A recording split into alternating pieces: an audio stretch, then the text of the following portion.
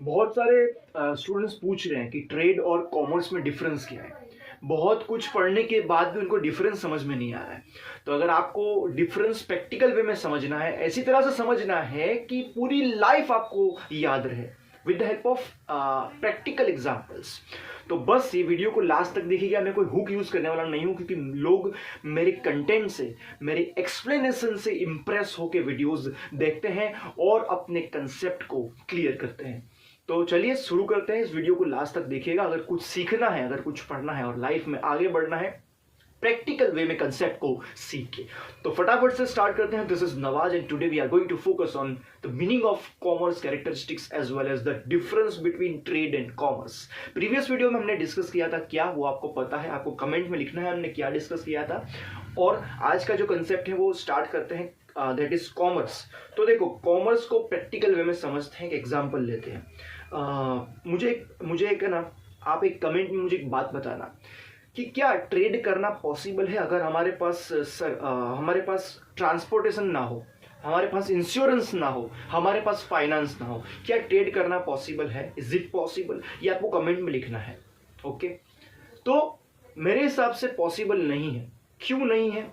क्योंकि ट्रांसपोर्टेशन नहीं होगा तो क्या होगा, आपका गुड्स कस्टमर्स तक पहुंच ही नहीं पाएगा।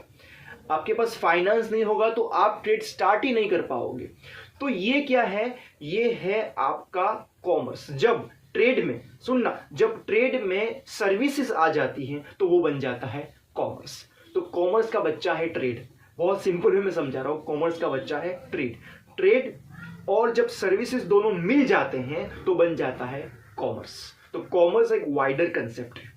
ओके, कॉमर्स क्या है? एक वाइडर कंसेप्ट है और ट्रेड है वो जो स्मॉलर कंसेप्ट है। ट्रेड मतलब क्या, जो हमने डिस्कस किया था कि exchange of goods and services in return of money, तो ये हमारा ट्रेड हो जाता है। अब जब उसमें सर्विसेज इंक्लूड हो जाती है तो वो बन जाता है कॉमर्स। बहुत ही सिंपल वे में मैंने आपको एक्सप्लेन किया है। अब हम थोड़ा डिटेल में पढ़ते हैं, जो बुक की डेफिनेशंस हैं, जो बुक के कैरेक्टरिस्टिक्स हैं वो समझते हैं। तो देखो, पहले तो क्या है, commerce means trade and auxiliary services to trade. मैंने नोट्स यहाँ पे दे दी है। तो ट्रेड और सर्विसेज जब दोनों मिल जाते हैं, ऐसी सर्विसेज जो हमारे ट्रेड को हेल्प करती है। ऑक्सिलरी सर्विसेज मतलब क्या, कि ऐसे सर्विसेज जो हमारे ट्रेड को हेल्प करती है। This services include the services of banking, insurance, transportation, communication, warehousing, agent. तो ये सब सर्विसेज जब मिल जाती हैं ट्रेड के साथ तो वो बन जाता है कॉमर्स। क्योंकि देखो, ट्रेड स्टार्ट करना होना तो आपके पास फाइनेंस होना चाहिए, आपके पास कम्युनिकेशन सर्विस होनी चाहिए। आपके कस्टमर के साथ कैसे कम्युनिकेट करोगे, आपके कस्टमर को आप कैसे इंफॉर्मेशन पहुंचाओगे। ओके, तो ये सब क्या हो गया आपका। हाँ, आपके पास स्टॉक करने के लिए आपके पास वेयर हाउस होना चाहिए। तो ये सब services, that is auxiliary services, जो आपके ट्रेड को स्मूथ, आपके ट्रेड को इजी बनाती है। तो वो दोनों मिलके क्या बन जाता है, कॉमर्स। उसके बाद आते हैं कैरेक्टरिस्टिक्स डिस्कस करते हैं ताकि हम ज्यादा समझ पाए। तो trade is a part of commerce.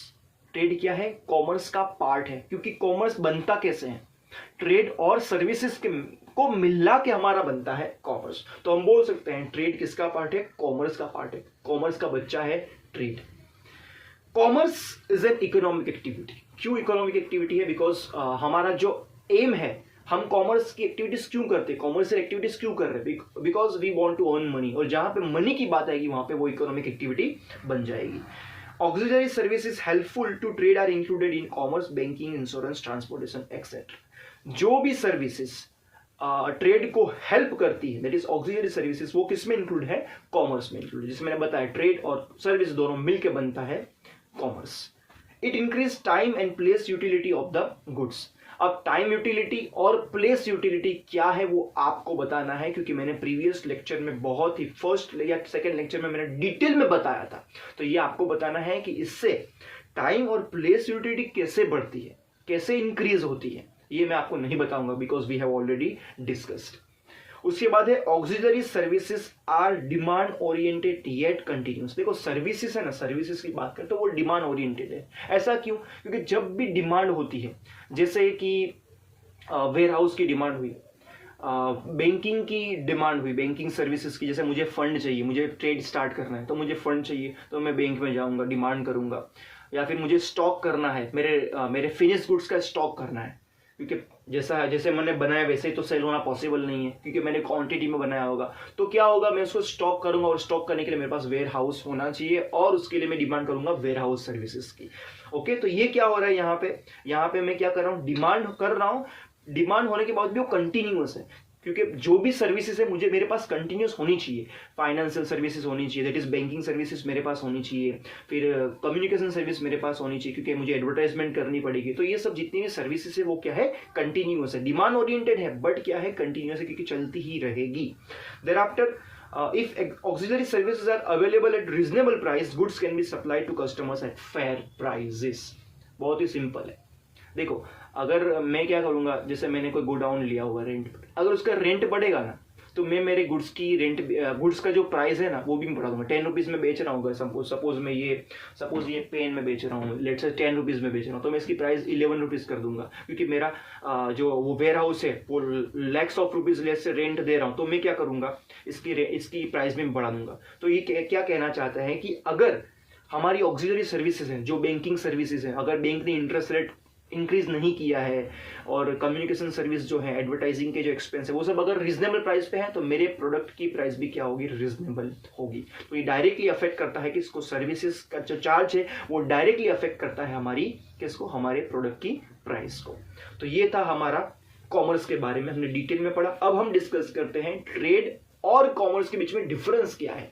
अब एग्जैक्टली आपको समझ में आएगा। तो देखो, ट्रेड मतलब क्या है, ट्रेड मतलब गुड्स और सर्विसेज का एक्सचेंज करना इन रिटर्न ऑफ मनी, वो ट्रेड सिंपल मीनिंग है। ओके, अब बात करते हैं, ये आपका हो गया ट्रेड। मैं गया, मैं पेन लेके आया शॉपकीपर के पास से, मैंने पेन ली, उसको अमाउंट दे दिया, वो हो गया ट्रेड।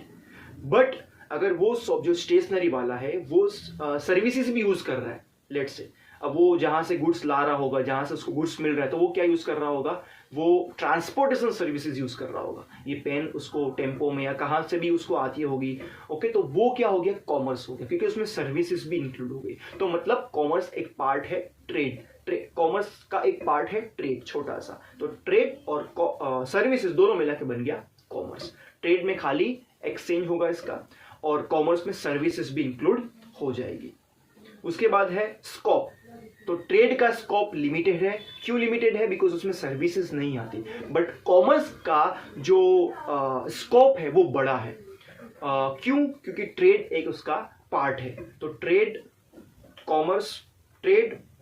छोटा कंसेप्ट है, और स्कोप उसका छोटा है, और कॉमर्स का बड़ा है, क्योंकि उसमें सर्विसेज भी इंक्लूड है, इसलिए उसका जो यूज है, जो उसका स्कोप है वो बड़ा है। तो दोनों का डिफरेंस ये हो रहा है। उसके बाद है पार्टीज। तो ट्रेड में कितनी पार्टीज होती हैं, 2 पार्टीज होती हैं, और दोनों एक दूसरे को जानती है। क्योंकि मैं स्टेशनरी वाले के पास जा रहा हूं, तो मैं स्टेशनरी वाले को जानता हूं और वो मुझे जानता है। हम दोनों आपस में डील कर रहे हैं, हम आपस में एक्सचेंज कर रहे हैं, तो हम दोनों एक दूसरे को जानते हैं। उसके बाद कॉमर्स में दोनों पार्टी दूर भी हो सकती है, क्योंकि मैं यहाँ पे सर्विसेज ले रहा हूँ। मैं क्या ले रहा हूँ, यहाँ पे सर्विसेज ले रहा हूँ। लेट से मैंने फॉरेन कंट्री में गुड्स भेजा। ओके, अब मैं वहां की बैंक को जानता हूं, क्योंकि मुझे डील करना है, तो वहां की बैंक की हेल्प लेनी पड़ेगी अमाउंट रिसीव करने के लिए या और भी कोई चीज के लिए। तो क्या मैं वहां की बैंक को जानता हूं, नहीं जानता हूं, बट ट्रेड में मैं जानता था। यहाँ पे क्या होगा, कॉमर्स में both the parties may be at distant places and unknown even though they can obtain auxiliary services. एक दूसरे को नहीं जानते तो भी वो क्या करेंगे, सर्विसेज लेंगे। जैसे मैंने फॉरेन कंट्री में गुड्स सेल किया, अब मुझे वहां से अमाउंट रिसीव करना है, अमाउंट लेना है, तो वहां की बैंक से मैं कांटेक्ट करूंगा, letter of credit and all उसके लिए। तो वहां की क्या बैंक को मैं जानता हूं, नहीं जानता हूं, बट स्टिल मैं उनके साथ डील कर रहा हूं। तो कॉमर्स में एक दूसरे को पार्टी ना भी जानती हो तो भी वो डील करेंगे, तो भी वो सर्विसेज का एडवांटेज लेंगे। तो ये था ट्रेड एंड कॉमर्स का डिफरेंस। आई होप आपको कंसेप्ट क्लियर हो गया होगा। अगर नहीं हुआ है स्टिल पूछो ना यार, कमेंट में लिखो, फीडबैक दो, कुछ बोलो, वीडियो को लाइक करो, कमेंट करो, ताकि मुझे पता चले कि मेरे टीचिंग मेथड से आप लोगों को समझ में आ रहा है या नहीं आ रहा है।